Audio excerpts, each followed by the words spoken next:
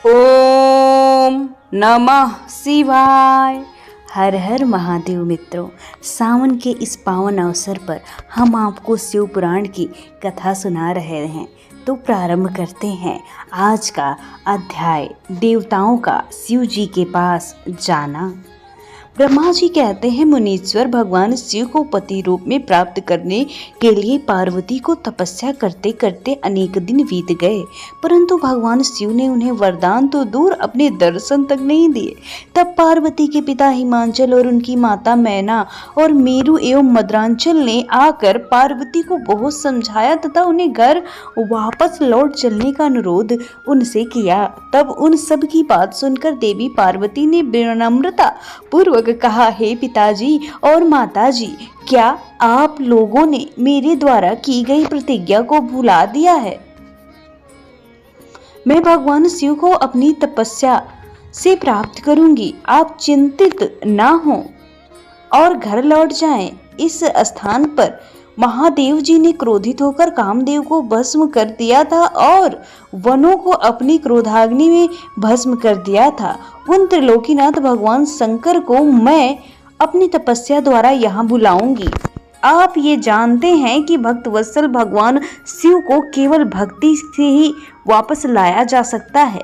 अपने पिता, माता और भाइयों से ये वचन कहकर देवी पार्वती चुप हो गई। उन्हें समझाने आए उनके सभी परिजन ने उनकी प्रशंसा की और वापस घर को लौट गए। अपने माता पिता के लौटने के पश्चात देवी पार्वती दुगने उत्साह के साथ पुनः तपस्या करने में लीन हो गई। उनकी अद्भुत तपस्या को देखकर सभी देवता, असुर, मनुष्य, मुनि आदि सभी चराचर प्राणियों सहित पूरा त्रिलोक संतृप्त हो गया। देवता समझ नहीं पा रहे थे कि पूरी प्रकृति क्यों उद्विग्न और अशांत है। ये जानने के लिए इंद्र व सब देवता गुरु बृहस्पति के पास चले गए। तत्पश्चात वे सभी मुझ विधाता की शरण में सुमेरु पर्वत पहुंचे। वहां पहुंचकर उन्होंने मुझे हाथ जोड़कर प्रणाम किया और मेरी स्तुति की। तब मुझसे प्रश्न पूछने लगे, हे प्रभु, इस जगत के संतृप्त होने का क्या कारण है? उनका ये प्रश्न सुनकर मैं त्रिलोकीनाथ भगवान शिव के चरणों का ध्यान करते हुए ये जान लिया कि जगत में उत्पन्न हुआ दाह देवी पार्वती द्वारा की गई तपस्या का ही परिणाम है। अतः सब कुछ जान लेने के उपरांत मैं इस बात को श्री हरि विष्णु को बताने के लिए देवताओं के साथ क्षीर सागर को गए। वहां श्री हरि सुखद आसन पर विराजमान थे। मुझ सहित सभी देवताओं ने विष्णु जी को प्रणाम कर उनकी स्तुति करना आरंभ कर दिया। तत्पश्चात मैंने श्री हरि से कहा, हे हरि, देवी पार्वती के उग्र तप से संतृप्त होकर हम सभी आपकी शरण में आए हैं। हम सब की रक्षा कीजिए।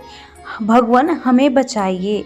हमारी करुण पुकार सुनकर शीश सैया पर बैठे श्री हरि बोले, आज मैंने देवी पार्वती की इस घोर तपस्या का रहस्य जान लिया, परंतु उनकी इच्छा को पूरा करना हमारे बस की बात नहीं। अतः हम सब मिलकर त्रिलोकीनाथ भगवान शिव के पास चलते हैं। केवल वे ही हैं जो इस विकट स्थिति में हम सबको उबार सकते हैं। देवी पार्वती तपस्या के माध्यम से भगवान शिव को पति रूप में प्राप्त करना चाहती हैं। इसलिए भगवान शिव से ही इस बात की प्रार्थना करनी चाहिए कि देवी पार्वती से विधिवत विवाह कर लें। हम सभी को इस विश्व का कल्याण करने के लिए भगवान शिव से पार्वती का परिग्रहण करने का अनुरोध करना चाहिए। भगवान विष्णु की ये बात सुनकर सभी देवता भयभीत होते बोले, भगवान शिव बहुत क्रोधी और हठी हैं। उनके नेत्र काल की अग्नि के समान दीप्त हैं। हम भूलकर भी भगवान शंकर के पास नहीं जाएंगे। उनका क्रोध सहा ही नहीं जाएगा। उन्होंने कामदेव को भस्म कर दिया था। हमें डर है कि कहीं क्रोध की अग्नि में वो हमें भी भस्म न कर दे। हे नारद, इंद्र आदि देवताओं की बात सुनकर लक्ष्मीपति श्री हरि बोले, तुम सब मेरी बातों को ध्यान पूर्वक सुनो। भगवान शिव समस्त देवताओं के स्वामी और भयों का नाश करने वाले हैं। तुम सबको मिलाकर कल्याणकारी भगवान शिव की ही शरण में जाना चाहिए। भगवान शंकर पुराण पुरुष, सर्वेश्वर और परम तपस्वी हैं। हमें उनकी शरण में ही जाना चाहिए। भगवान विष्णु के इन वचनों को सुनकर सब देवता त्रिलोकीनाथ भगवान शिव का दर्शन करने के लिए उस स्थान को चल पड़े जहाँ महादेव तपस्या कर रहे थे, उसी मार्ग में देवी पार्वती उत्तम तपस्या में लीन थी। उनके तप को देखकर सभी देवताओं ने प्रसन्नता पूर्वक उन्हें दोनों हाथ जोड़कर नमस्कार किया। तत्पश्चात उनके तप की प्रशंसा करते हुए मैं श्री हरि विष्णु और अन्य देवता भगवान शिव के दर्शनार्थ चल दिए। वहां पहुंचकर हम सभी देवता कुछ दूर पर खड़े हो गए और हमने तुम्हें भगवान शिव के करीब भेज दिया और ये जानने के लिए भेज दिया कि वो प्रसन्न है या कुपित है, बस तुम ही संभाल सकते हो। नारद, तुम भगवान शिव के परम भक्त हो, उनकी कृपा से सदा निर्भय रहते हो, इसलिए तुम भगवान शिव के निकट गए तथा उन्हें प्रसन्न कर दिया। फिर तुम वापस लौटकर हम सभी के पास आए और उनकी प्रसन्नता के बारे में बताया। तब हम सब भगवान शिव के करीब गए। भगवान शिव सुखपूर्वक प्रसन्न मुद्रा में बैठे थे। भक्त वत्सल भगवान शिव के चारों ओर अपने गणों से घिरे हुए बहुत ही अद्भुत शोभा पा रहे थे। मैंने श्री हरि और अन्य देवताओं ने भगवान शिव शंकर को प्रणाम करके वेदों और उपनिषदों द्वारा विधि पूर्वक उनकी स्तुति की। प्रारंभ होता है 23वां अध्याय, शिव से विवाह करने का अनुरोध। ब्रह्मा जी कहते हैं, हे नारद, देवताओं ने वहां पहुंचकर भगवान शिव को प्रणाम करके उनकी स्तुति की। वहीं उपस्थित नंदीश्वर भगवान शिव से बोले, प्रभु, देवता और मुनि संकट में पड़कर आपकी शरण आए हैं। सर्वेश्वर, आप उनका उद्धार करें। नंदी के इन दयालु वचन को सुनकर भगवान शिव ने धीरे धीरे आंखें खोली। समाधि से विरत होकर परम ज्ञानी परमात्मा भगवान शंकर देवताओं से बोले, हे ब्रह्मा जी, हे श्री हरि विष्णु एवं अन्य देवताओं, आप लोग यहाँ किस प्रयोजन से आए हैं? आपके यहाँ आने का क्या ही कारण होगा? अवश्य कोई महत्वपूर्ण बात होगी, अतः आप मुझे उससे अवगत कराएं। भगवान शंकर के ये वचन सुनकर देवताओं का भयपूर्णता दूर हो गया। वे प्रसन्न होकर भगवान विष्णु की ओर देखने लगे। तब श्री हरि विष्णु तथा देवताओं का प्रतिनिधित्व करने वाले भगवान शिव से बोले, भगवान शंकर, तारकासुर नामक दानव ने हम सभी देवताओं को बहुत दुखी कर रखा है। उसने हमें अपने अपने स्थान से निकाल दिया है। यही सब बताने के लिए हम देवता आपके पास आए हैं। भगवान ब्रह्मा जी द्वारा प्राप्त वरदान के फलस्वरूप उस तारकासुर की मृत्यु आपके पुत्र के द्वारा ही निश्चित है। हे स्वामी, आप उस दुष्ट का नाश कर हमारी रक्षा कीजिए, हमारा उद्धार कीजिए। प्रभु, आप हिमालय पुत्री पार्वती का परिग्रहण कीजिए, उनसे विवाह कीजिए, हमारे कष्टों को दूर कीजिए। आप भक्त वत्सल हैं, आप भक्तों के दुखों को दूर करने के लिए शीघ्र ही पार्वती से विवाह कीजिए। विष्णु की ये वचन सुनकर शिव बोले, देवताओं, यदि मैं आपके कहे अनुसार परम सुंदरी देवी पार्वती से विवाह कर लूं तो इस धरती का सारा मनुष्य, ऋषि मुनि सभी कामी हो जाएंगे। वे परमानंद पद को प्राप्त नहीं कर पाएंगे। देवी दुर्गा अपने विवाह से कामदेव को पुनः जीवित कर देंगी। मैं कामदेव को भस्म करके देवताओं के हित का कार्य करूंगा। सभी देव निष्काम भाव से उत्तम तपस्या कर रहे थे ताकि विशिष्ट प्रयोजन को पूर्ण कर सके। कामदेव के न होने से सभी देवता निर्विकार होकर शांत भाव से समाधि में ध्यान मग्न होकर बैठ सके। काम से क्रोध होता है, क्रोध से मोह होता है, मोह फल स्वरूप तपस्या नष्ट हो जाती है। इसलिए मैं तो आप सबसे यही कहूँगा कि आप सब अपने काम और क्रोध का त्याग करके तपस्या में लीन हो जाइए। ब्रह्मा जी बोले, हे नारद, त्रिलोकीनाथ भगवान के मुख से इस प्रकार की बातें सुनकर हम सभी हतप्रभ होकर उन्हें देखने लगे। वे हम सब देवताओं और मुनियों को निष्काम होने का उपदेश देकर चुप हो गए और पहले की भांति सुस्थिर करके ध्यान में लीन हो गए। भगवान शिव ब्रह्मा स्वरूप आत्मचिंतन में लग गए। श्री हरि विष्णु सहित अन्य देवताओं ने जब परमेश्वर को ध्यान मग्न देखा तब देवता नंदीश्वर से कहने लगे, नंदीश्वर जी, हम अब क्या करें? हमें भगवान शिव को प्रसन्न करने का कोई मार्ग सुझाइए। तब नंदीश्वर सभी देवताओं को संबोधित करते हुए बोले, आप भक्त वत्सल भगवान शिव की प्रार्थना करते रहिए, वे सदैव ही अपने भक्तों के वश में रहते हैं। तब नंदीश्वर की बात सुनकर देवता पुनः भगवान शिव की स्तुति करने लगे। वे बोले, देवाधिदेव महादेव करुणानिधान भगवान शिव शंकर, हम सब आपके समक्ष आपकी शरण में आए हैं। आप हम सबके दुखों और कष्टों को दूर कीजिए और हमारा उद्धार कीजिए। इस प्रकार देवताओं ने भगवान शिव की अनेकों बार स्तुति की। इसके बाद जब भगवान शंकर की आंखें खुली तो सब देवता उनकी करुणा स्वर को सुनकर रोने लगे। श्री हरि विष्णु मन ही मन भगवान शिव का स्मरण करने लगे और करुण स्वर में अपने निवेदन को करने लगे। देवताओं, मेरे और श्री हरि विष्णु के बार बार निवेदन करने के बाद शिव की तंद्रा आखिर टूट ही गई। उन्होंने प्रसन्नता पूर्वक आंखें खोली। तब भगवान शिव शंकर बोले, तुम सब यहाँ किस लिए आए हो?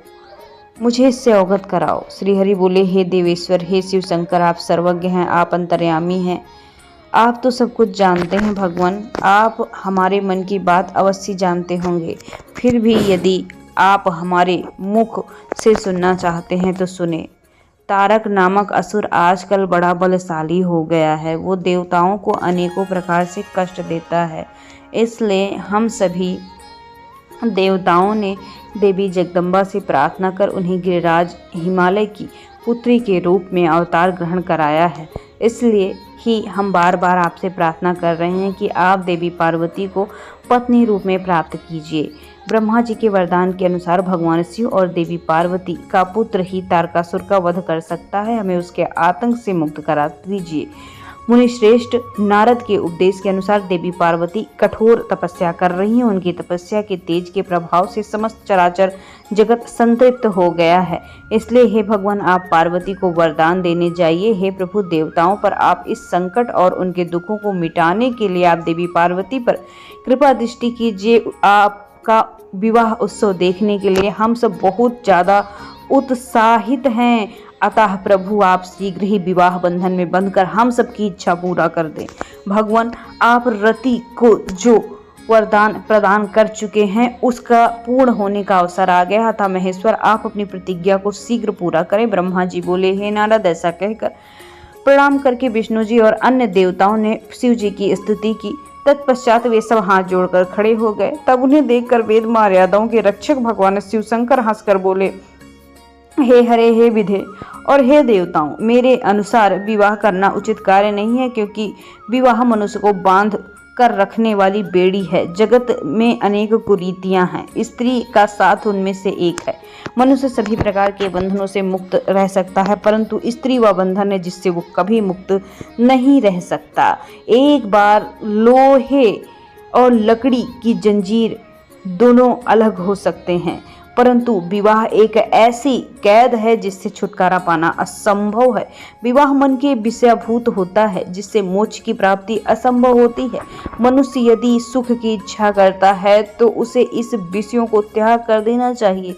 विषयों को विष के समान माना जाता है। इन सब बातों को ज्ञान रखते हुए भी आप सबसे मैं प्रार्थना करूंगा कि आप सदैव भक्त आराधना में लीन रहें और भक्तों की रक्षा करें, उनके कष्टों की रक्षा करें। हे हरे, हे विधे, आप सब कुछ जानते हैं। मेरे भक्तों पर जब जब विपत्ति आती है तब तब मैं उनके कष्टों को दूर करता हूँ। भक्तों के अधीन होने के कारण मैं उनके हित में ही बैठा हूँ।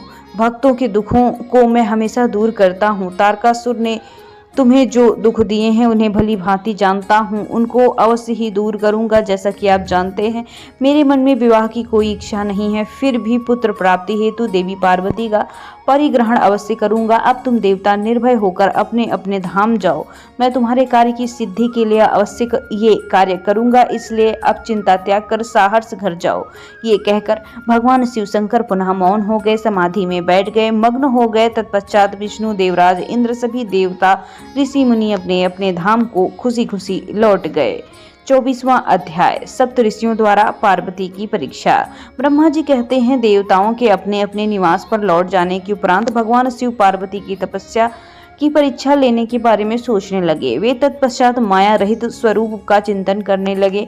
वैसे तो वे सर्वेश्वर और सर्वज्ञ हैं, वे ही रचनात्मक संसार के परमेश्वर हैं। उस समय देवी पार्वती बड़ी ही कठोर तपस्या कर रही थी। उस तपस्या को देखकर स्वयं शिव भी आश्चर्यचकित हो गए। उनकी अटूट भक्ति में शिव जी को विचलित कर दिया तब भगवान शिव ने सप्त ऋषियों का स्मरण किया। उनके स्मरण करते ही सातों ऋषि वहां आ गए। वे अत्यंत प्रसन्न थे, अपने सौभाग्य की सराहना कर रहे थे। उन्हें देखकर शिव जी हंसते हुए बोले, आप सभी परम हितकारी व सभी वस्तुओं का ज्ञान रखने वाले हैं। गिरिराज हिमालय की पुत्री पार्वती इस समय सुस्थिर होकर शुद्ध हृदय से गौरी शिखर पर्वत पर घोर तपस्या कर रही है।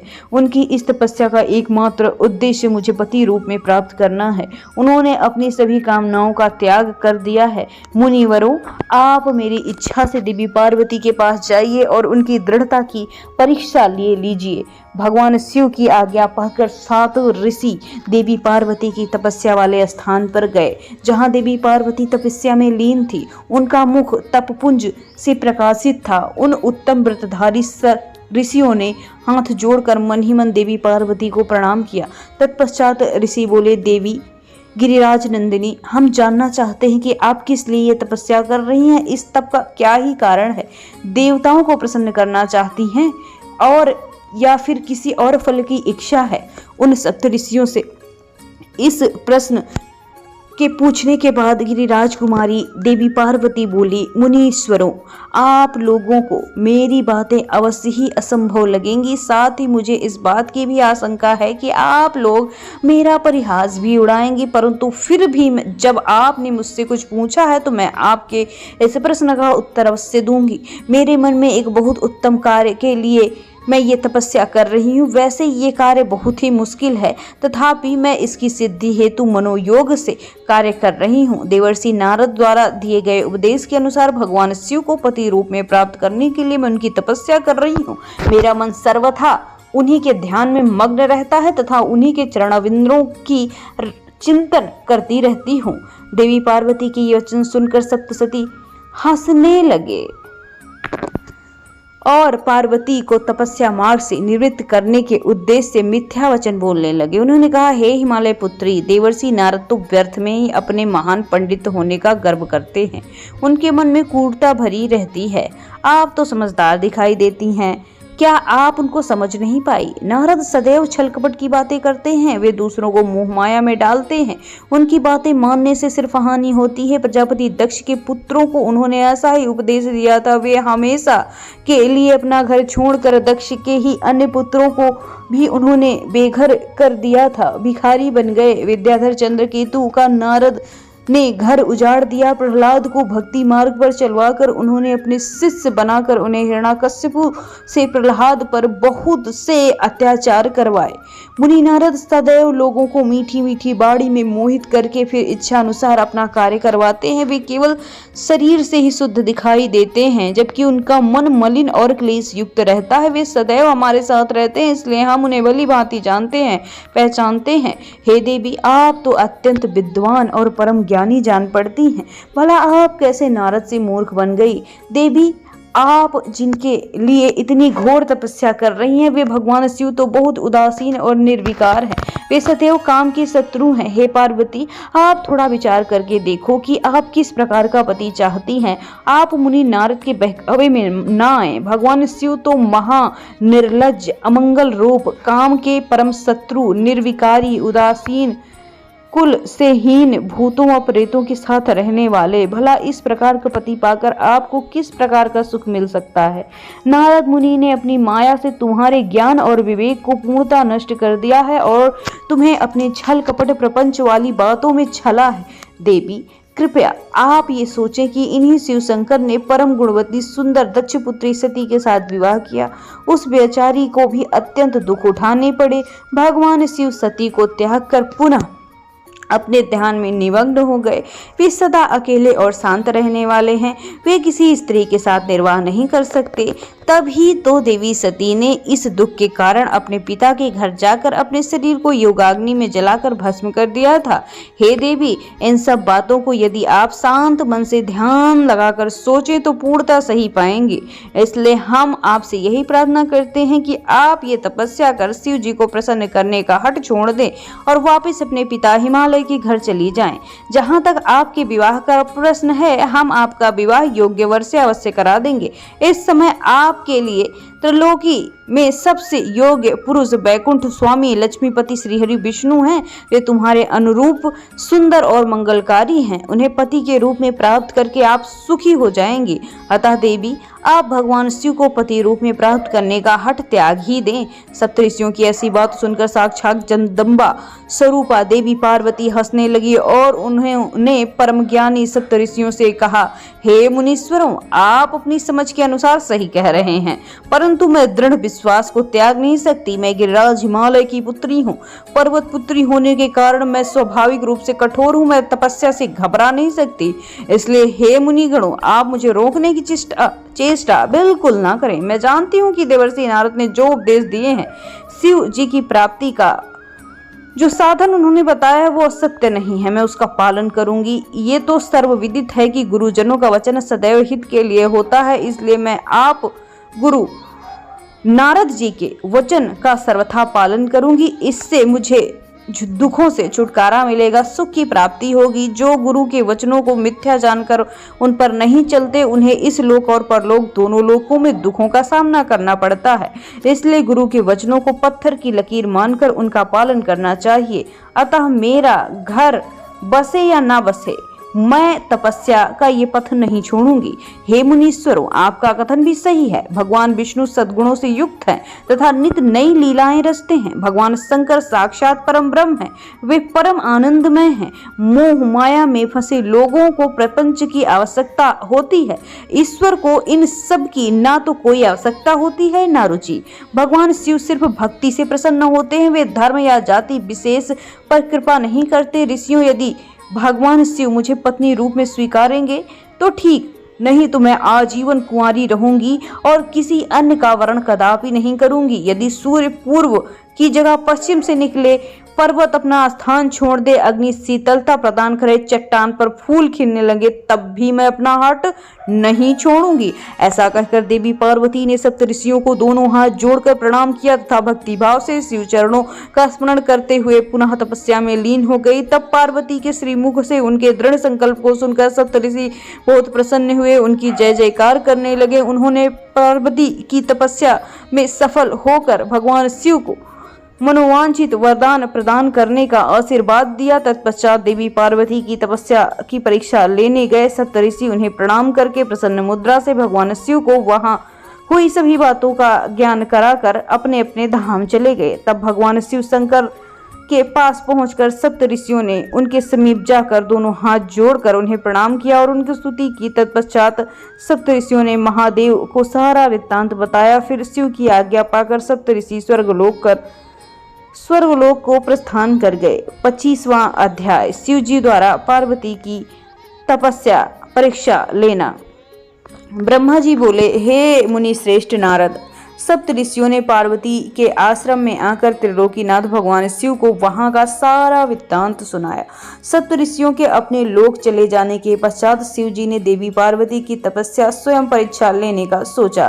परीक्षा लेने के लिए महादेव जी ने एक तपस्वी का रूप धारण किया और उस स्थान की ओर चल दिए जहाँ पार्वती तपस्यारत थी। आश्रम में पहुंचकर उन्होंने देखा कि देवी पार्वती बैठी हुई थी और उनका मुखमंडल चंद्रमा की कला के समान तेजोदीप्त था। भगवान शिव ब्राह्मण रूप में वहां पहुंच गए। ब्राह्मण देवता को आया देख पार्वती ने भक्ति पूर्वक उनका फल फूलों से पूजन किया। पूजन के बाद देवी पार्वती ने ब्राह्मण देवता से पूछा, हे ब्राह्मण देव, आप कौन हैं? कहाँ से पधारे हैं? मुनीश्वर, आपके परम तेज से ये पूरा वन प्रकाशित हो गया है। कृपया मुझे अपने आने का कारण बतलाइए।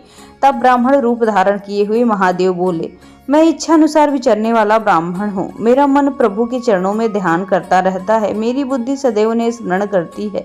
मैं दूसरों को सुखी करना चाहता हूँ। देवी, मैं एक तपस्वी हूँ। आप कौन हैं और आप इस तरह की कठिन तपस्या क्यों कर रही हैं? किसकी पुत्री हैं और इस निर्जन वन में क्या कर रही हैं? तपस्या या तो ऋषि मुनि करते हैं या फिर भगवान के चरणों में ध्यान लगाने वाले वृद्धों की ये कामना होती है।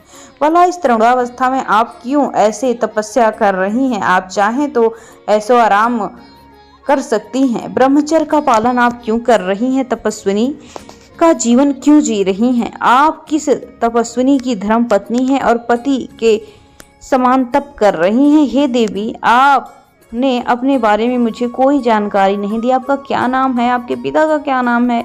किस प्रकार आप तप के प्रति आसक्त हो गई हैं? क्या आप वेद माता गायत्री हैं, लक्ष्मी हैं अथवा सरस्वती हैं? देवी पार्वती बोली, हे मुनीश्वर, ना तो मैं वेद माता गायत्री हूँ, ना लक्ष्मी, ना सरस्वती। मैं गिरिराज हिमालय की पुत्री पार्वती हूँ। पूर्व जन्म में मैं प्रजापति दक्ष की पुत्री सती थी, परंतु मेरे पिता दक्ष द्वारा मेरे पति भगवान शिव का अपमान देखकर मैंने योग अग्नि द्वारा अपने शरीर को जलाकर भस्म कर दिया था।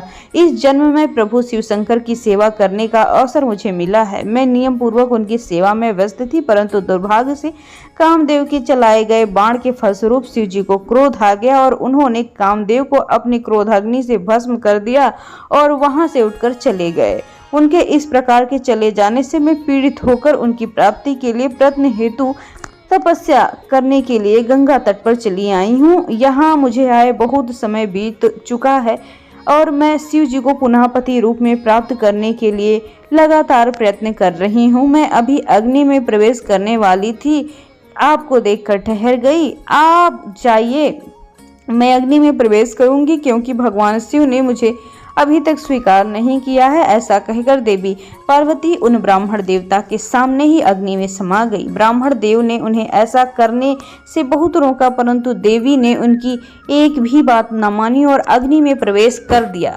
देवी पार्वती की तपस्या के प्रभाव से फलस्वरूप वो धधकती हुई अग्नि एकदम ठंडी हो गई। सहसा पार्वती में ऊपर की ओर उठने लगी। तब ब्राह्मण रूप धारण किए भगवान शिव शंकर हंसकर बोले, हे देवी, तुम्हारे शरीर पर अग्नि का कोई प्रभाव न पड़ा। तुम्हारी तपस्या यही सफलता का सूचक दे रही है, परंतु तुम्हारी मनोवांछित इच्छा का पूरा न होना तुम्हारी असफलता को दर्शाता है। अतः देवी, तुम मुझ ब्राह्मण से अपनी तपस्या के मनोरथ को बताओ। शिव जी के इस प्रश्न के पूछने के बाद व्रत का पालन करने वाली देवी पार्वती अपनी सखी को उत्तर देने के लिए कहती हैं। उनकी सखी बोली, हे साधु महाराज, मेरी सखी गिरिराज कुमारी हिमालय की पुत्री पार्वती हैं। पार्वती का अभी तक विवाह नहीं हुआ। ये भगवान शिव को पति रूप में प्राप्त करना चाहती हैं, इसलिए ये 3000 वर्षों से कठिन तपस्या कर रही हैं। मेरी सखी पार्वती ब्रह्मा विष्णु देवराज इंद्र को छोड़कर पिनाक पड़ी भगवान शंकर को ही पति रूप में प्राप्त करना चाहती हैं, इसलिए ये मुनि नारद की आज्ञा अनुसार कठोर तपस्या कर रही हैं। देवी पार्वती की सखी की बातें सुनकर जटाधारी तपस्वी का वेश धारण करे हुए भगवान शिव शंकर हंसते हुए बोले, देवी, आपकी सखी ने जो कुछ मुझे बताया है उसे परिहास जैसा लगता है। यदि फिर भी ये सत्य है तो पार्वती, आप स्वयं इस बात को स्वीकार करें और मुझसे इस बात को कहें। 26वां अध्याय, पार्वती को शिव जी से दूर रहने का आदेश। पार्वती बोली, हे जटाधारी मुनि, मेरी सखी ने जो कुछ आपको बताया वो बिल्कुल सत्य है। मैंने मन, वाणी और क्रिया से भगवान शिव को पति रूप में वर्ण करने का निश्चय किया है। मैं जानती हूँ कि महादेव जी को पति रूप में प्राप्त करना बहुत ही दुर्लभ कार्य है, फिर भी मेरे हृदय में, मेरे ध्यान में सदैव उनका ही निवास रहता है। अतः उन्हीं को प्राप्त करने के लिए मैं इतनी कठिन मार्ग की तपस्या कर रही हूँ। ये सब ब्राह्मण को बताकर देवी पार्वती चुप हो गई। उनकी बातों को सुनकर ब्राह्मण देवता बोले, हे देवी, अभी कुछ समय पूर्व तक मेरे मन में ये प्रबल इच्छा थी कि आप इतनी कठोर तपस्या क्यों कर रही हैं। देवी, आपके मुख से ये बात सुनकर मेरी जिज्ञासा शांत हो गई। देवी, आपके किए गए कार्य के अनुरूप इसका परिणाम होगा, परंतु यदि ये तुम्हें सुख देता है तो यही करो। ये कहकर ब्राह्मण जैसे ही जाने के लिए उठे, वैसे पार्वती देवी ने उन्हें प्रणाम किया और कहा, हे विप्रवर, आप कहाँ जा रहे हैं? कृपया कुछ देर यहाँ ठहरिए, मेरे हित की बात कहिए। देवी पार्वती के वचन सुनकर साधु का वेश धारण किए हुए भगवान शिव वहीं ठहर गए। हे देवी, यदि आप वाकई मुझे यहाँ रोक कर मुझसे अपने हित की बात सुनना चाहती हैं तो मैं आपको अवश्य समझाऊंगा, जिससे आपको अपने हित का स्वयं ही ज्ञान हो जाएगा। मैं स्वयं ही महादेव का भक्त हूँ, इसलिए उन्हें अच्छी प्रकार से जानता हूँ। जिस भगवान शिव को आप पति रूप में प्राप्त करना चाहती हैं, वे प्रभु शिव शंकर सदैव अपने शरीर पर भस्म धारण करते हैं। उनके सिर पर जटाएं हैं, शरीर पर वस्त्रों के स्थान पर वे बाघ के खाल पहनते हैं और चादर के स्थान पर हाथी की खाल ओढ़ते हैं। हाथ में भीख मांगने के लिए कटोरे के स्थान पर खोपड़ी का प्रयोग करते हैं। सांपों के अनेकों झुंड उनके शरीर पर लिपटे रहते हैं। जहर को वो पानी की भांति पीते हैं। उनके नेत्र लाल रंग के होते हैं, डरावने लगते हैं। उनका जन्म कब, कहाँ, किसके द्वारा हुआ, आज तक कोई नहीं जान पाया। वे घर गृहस्थी के बंधनों से सदा दूर रहते हैं। उनकी 10 भुजाएं हैं देवी। मैं ये नहीं समझ पाता हूँ कि शिव जी को आप पति रूप में क्यों प्राप्त करना चाहती हैं। आपका विवेक कहाँ चला गया है। प्रजापति दक्ष ने अपनी पुत्री सती को सिर्फ इसलिए ही अपने यज्ञ में नहीं बुलाया क्योंकि वे कपालधारी भिक्षुक की भार्या हैं। उन्होंने अपने यज्ञ में शिव के अतिरिक्त सभी देवताओं को भाग लेने दिया। इसी अपमान से क्रोधित होकर सती ने अपने प्राण त्याग दिए। देवी, आप अत्यंत सुंदर, स्त्रियों में रत्न स्वरूप हैं। आपके पिता गिरिराज हिमालय समस्त पर्वतों के राजा है। फिर क्यों आप उग्र तपस्या द्वारा भगवान शिव को पति रूप में प्राप्त करना चाहती हैं? क्यों आप सोने की मुद्रा के बदले कांच खरीदना चाहती हैं? सुगंधित चंदन को छोड़कर कीचड़ में मलना चाहती हैं? सूर्य के तेज को छोड़कर जुगनू की चमक पाना चाहती हैं? सुंदर मुलायम वस्तुओं को त्याग कर चमड़ों से अपने शरीर को क्यों ढकना चाहती हैं? क्यों राजमहल को छोड़कर वनों और जंगलों में भटकना चाहती हैं? आपकी बुद्धि को क्या हो गया है जो आप देवराज इंद्र एवं अन्य देवताओं को जो रत्नों के भंडार के समान हैं छोड़कर लोहे को अर्थात शिव जी को पाने की इच्छा रखती हैं? सच तो ये है कि आप इस समय मुझे आपके साथ शिव जी का संबंध परस्पर विरुद्ध दिखाई दे रहा है। कहाँ आप और कहाँ महादेव। आप चंद्रमुखी तो शिव जी पंचमुखी। आपके नेत्र कमल दल के समान तो शिव जी के नेत्र सदैव क्रोध से क्रोधित रहते हैं।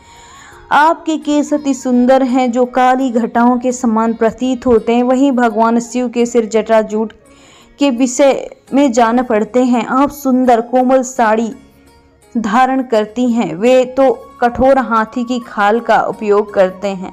आप अपने शरीर पर चंदन का लेप लगाती हैं, वो हमेशा अपने शरीर पर चिता भस्म लगाते हैं। आप अपने शरीर की शोभा बढ़ाने हेतु आभूषण धारण करती हैं तो शिव जी सदैव सर्प लपेटते हैं। कहाँ मृदंग की धुनी, कहाँ डमरू का डमडम। देवी पार्वती, महादेव जी सदा भूतों की दी हुई बलि को स्वीकार करते हैं। उनका ये रूप योग्य नहीं है कि उन्हें अपना सर्वांग सौंपा जाए। देवी, आप परम सुंदरी हैं। आपका ये अद्भुत और उत्तम रूप शिव जी के योग्य नहीं है। आप ही सोचें, यदि उनके पास धन होता तो क्या वे इस तरह नंगे रहते? सवारी के नाम पर उनके पास एक पुराना बैल है। कन्या के लिए योग्य वर ढूंढते समय वर में जिन जिन विशेषताओं को देखा जाता है, परखा जाता है, शिव में वो कोई भी गुण मौजूद नहीं। और वो तो आपके प्रिय कामदेव को भी उन्होंने क्रोधाग्नि में भस्म कर दिया। साथ ही उस समय आपको छोड़कर चले जाने पर आपका अनादर भी किया। हे देवी, उनकी जात पात, ज्ञान, विद्या आदि के बारे में किसी को कोई ज्ञान नहीं। पिशाच ही उनके सहायक हैं। उनके गले में विष दिखाई देता है। वे सदैव अलग थलग रहते हैं। इसलिए आपको भगवान शिव के साथ अपने मन को कदापि नहीं जोड़ना चाहिए। आप और उनके रूप और सभी गुण अलग अलग हैं जो परस्पर एक दूसरे के विरोधी हैं। मुझे जान पड़ता है कि इसी कारण आपका और महादेव जी का संबंध रुचिकर नहीं हो सकता। फिर भी जो आपकी इच्छा वैसा आप करिए। वैसे आप जो चाहती हैं वही करिए। मैं आपके मन को हटा नहीं रहा हूँ और ये सब मैं करना भी नहीं चाहता। यदि आपकी इच्छा है तो जो मन चाहे आप कर सकती हैं। उन ब्राह्मण मुनि की बातें सुनकर पार्वती बहुत दुखी हुई। अपने प्राणप्रिय त्रिलोकीनाथ के विषय में कठोर शब्द को सुनकर उन्हें बहुत बुरा लगा। वे मन ही मन क्रोधित दिखाई देने लगी, लेकिन मन ही मन ये सोच रही थी कि शिव के सौंदर्य को स्थूल दृष्टि से देखने परखने का प्रयास करने वाले कैसे जान सकते हैं। संसार व्यक्ति फंसा हुआ है। सांसारी व्यक्ति मंगल अमंगल को अपने सुख से जोड़ने का प्रयास करता है, वो सत्य कहाँ पाता है। इस तरह विवेक द्वारा अपने मन को समझा बुझाकर वो संयत होकर कहने लगी। 27वां अध्याय, पार्वती जी का क्रोध से ब्राह्मण को फटकारना।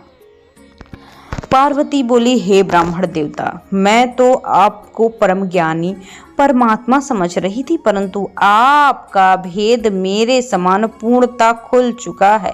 आपने शिव जी के विषय में मुझसे जो भी कुछ कहा है, बताया है, वो मुझे पहले से ज्ञात है। ये सब सर्वथा झूठ बातें हैं, इसमें सत्य कुछ भी नहीं है।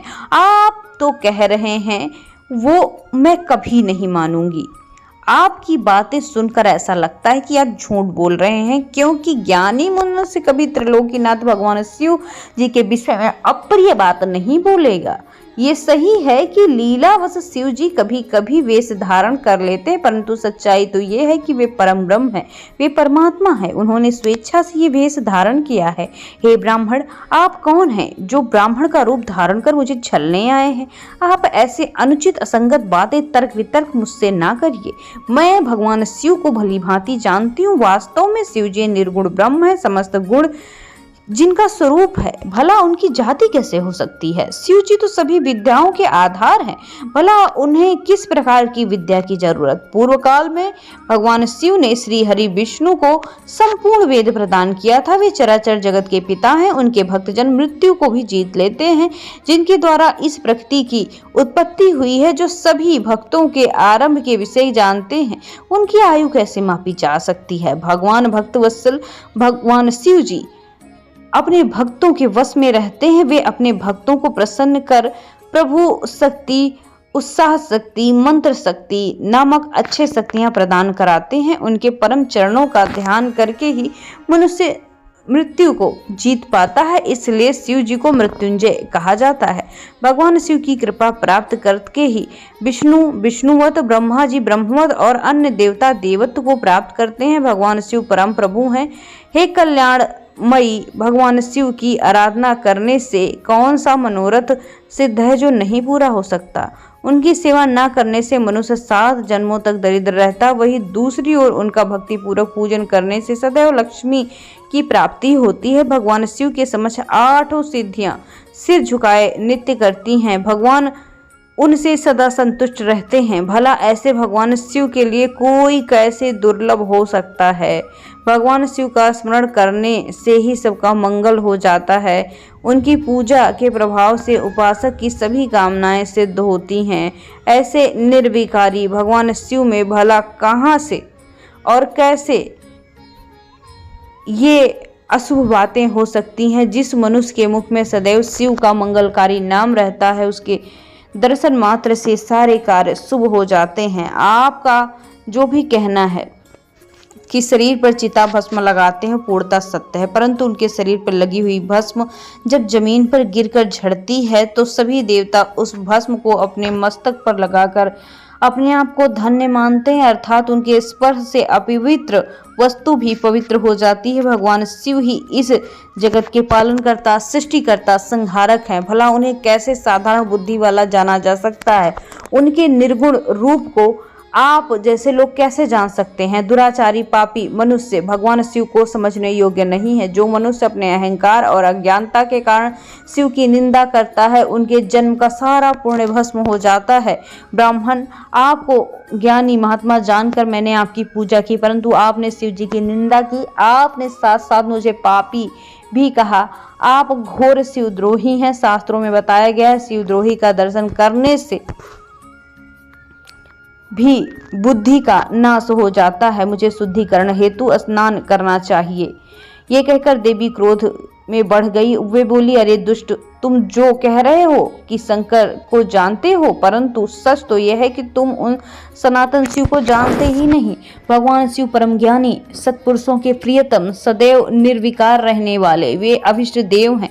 ब्रह्मा विष्णु सदैव महादेव को नमन करते हैं। सारे देवता उन्हें आराध्य मानते हैं। काल भी उनका अधीन है। भक्तवत्सल शिव शंकर सर्वेश्वर हैं, परमेश्वर हैं। वे दुख और दुखियों को कृपा दृष्टि बनाकर उन्हें उचित मार्ग पर चलाते हैं। उन्हीं महादेव को मैं पति रूप में प्राप्त करने के लिए अपने हृदय को शुद्ध करके वन में घोर तपस्या कर रही हूँ। मुझे अपनी कृपा दृष्टि से कृतार्थ करने के लिए वे जरूर आएंगे। ऐसा कर देवी पार्वती चुप हो गई और निर्विकार होकर पुनः मन को शांत करके शिव जी का ध्यान करने लगी। उनकी बातों को सुनकर ब्राह्मण देवता ने जैसे कुछ कहना चाहा, पार्वती ने मुंह फेर लिया और सखी विजया से बोली, सखी, इस अधम ब्राह्मण को रोको। ये बहुत देर से मेरे आराध्य प्रभु की निंदा कर रहा, अतः उनके ही विषय में कुछ बुरा भला कह रहा है। शिव निंदा करने वाले के साथ साथ शिव निंदा सुनने वाले को भी पाप का भागी होना पड़ता है। अतः भगवान शिव के उपासकों को निंदा करने से बचना चाहिए। हम सब आज इसी समय इस स्थान को छोड़कर किसी दूसरी जगह चले जाएंगे ताकि कोई अज्ञानी ब्राह्मण हमें भेंट ना करे। इसके बाद उन्होंने अपने पैर को वहां से आगे बढ़ाया। भगवान शिव अपने साक्षात रूप में तुरंत ही प्रकट हो गए। देवी पार्वती ने अपने ध्यान के दौरान शिव के जिस स्वरूप का वर्णन और स्मरण किया था, शिव जी ने उन्हें उसी रूप में साक्षात दर्शन दिए। साक्षात भगवान शिव शंकर को इस समय अनायास अपने सामने पाकर गिरजा नंदिनी देवी पार्वती का सिर शर्म से झुक गया। तब भगवान शिव देवी पार्वती से बोले, हे प्रिय, आज मुझे यहाँ अकेला छोड़कर कहाँ जा रही हैं देवी? मैं आपकी कठोर तपस्या से अत्यंत प्रसन्न हूँ। मैंने सभी देवताओं एवं ऋषि मुनियों से आपकी तपस्या और दृढ़ निश्चय की प्रशंसा सुनी है, इसलिए आपकी परीक्षा लेने की ठान ली है। मैंने आपके सामने ये सब किया है। आप मुझसे भी कुछ मांग सकती हैं, क्योंकि मैं जान चुका हूँ आप अति प्रतिम सौंदर्य की प्रतिमा होने के साथ ज्ञान, बुद्धि और विवेक का अनूठा संगम है। आज आपने उत्तम भक्ति भाव से मुझे खरीद लिया है, अपना दास बना लिया है। सुस्थिर चित्त वाली देवी गिरजा, मैं आपको जान गया हूँ कि आप मेरी सनातन पत्नी हैं। मैंने अनेकों प्रकार आपकी परीक्षा ली है। हे देवी, मेरे इस अपराध को क्षमा कर दीजिए। हे शिवे, इन तीनों लोकों में मैं आपके समान अनुरागी किसी को नहीं देख पाया। मैं आपके अधीन हो चुका हूँ देवी। आपने मुझे पति बनाने का उद्देश्य मन में लेकर ये कठिन तपस्या की, अतः आपकी इस इच्छा को पूरा करना मेरा धर्म है। देवी, मैं शीघ्र ही आपका परिग्रहण करके आपको अपने साथ कैलाश पर्वत पर ले जाऊंगा। देवाधिदेव महादेव के इन वचनों को सुनकर गिरिजानंदिनी पार्वती के आनंद की सीमा न रही। वे अत्यंत प्रसन्न हुई।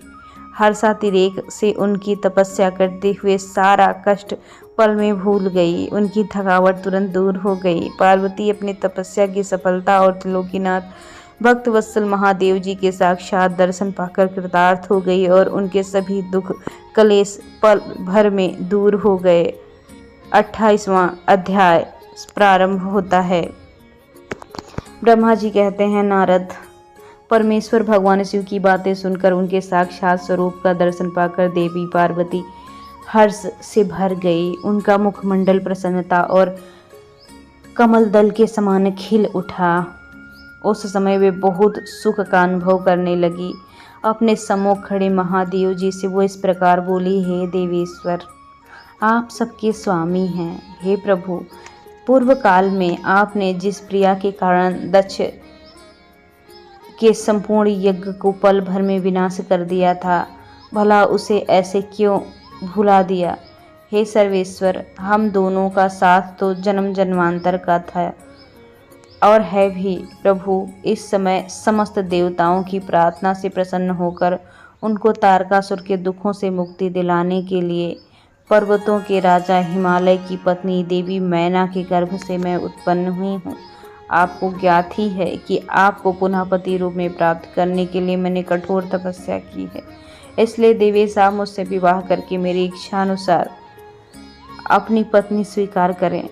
भगवान, आप तो अनेक लीलाएं रचते हैं। अब आप मेरे पिता शैलराज हिमालय और मेरी माता मैना की समझ जाकर मेरा हाथ मांग लीजिए। भगवान, आप इन सब बातों से मेरे पिता को अवगत कराइए, तब वे निश्चित ही प्रसन्नता पूर्वक आपको मेरा हाथ सौंप देंगे। पूर्व जन्म में जब दक्ष प्रजापति की पुत्री सती थी, उस समय मेरा और आपका विवाह हुआ था। तब मेरे पिता दक्ष ने ग्रहों की पूजा नहीं की थी। उस विवाह में ग्रह पूजन में सबसे बड़ी त्रुटि हुई थी। मैं ये चाहती हूँ कि इस बार शास्त्रोक्त विधि से हमारा विवाह संपन्न हो। हमें विवाह से संबंधित सभी रीति रिवाजों और रस्मों का भली भांति पालन करना चाहिए, ताकि इस बार हमारा विवाह सफल हो जाए। देवीश्वर, आप मेरे पिता हिमालय को इस संबंध में बताएं, ताकि उनकी पुत्री की तपस्या का फल मिल सके। देवी पार्वती के प्रेम और निष्ठा भरे इन सुंदर वचनों को सुनकर शिव बड़े ही प्रसन्न और हंसते हुए बोले, हे देवी महेश्वरी, इस संसार में हमारे आसपास जो कुछ दिखाई देता है सब नाशवान और नश्वर है। मैं निर्गुण परमात्मा हूँ। मैं अपने ही प्रकाश से प्रकाशित हूँ। मैं स्वतंत्र अस्तित्व में हूँ।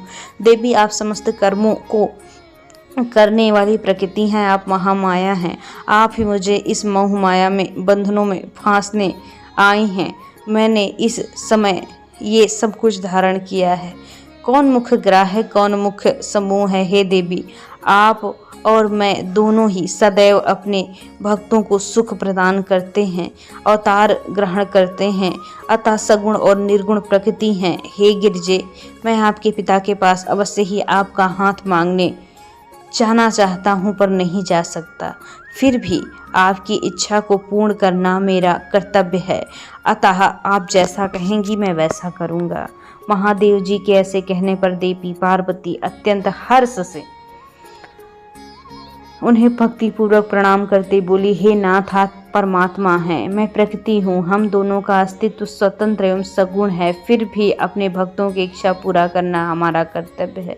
भगवान, मेरे पिता हिमालय से मेरा हाथ मांगकर उन्हें दाता होने का सौभाग्य प्रदान कीजिए। हे प्रभु, आप तो जगत के भक्तवत्सल के नाम से विख्यात हैं।